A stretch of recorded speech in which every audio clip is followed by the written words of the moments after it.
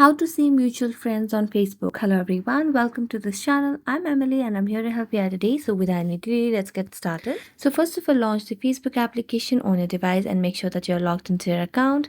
Then all you have to do is just go to the search bar and search for a friend in order to see the mutual friends on them. So for example, I'm just really gonna go to my profile and then tap on my name and then tap on the friends section over here. Now tap on see all friends and here you'll be able to see all your friends list. Now if you want to see the mutual friends, you can see the option of the mutual friends or the number of mutual friends that you have with that friend over here at the bottom of their name. Next, in order to see who are the mutual friends, you just have to tap on their profile and tap on the mutual friends over here at the top, and there you'll be able to see the number of mutual friends and who are the mutual friends.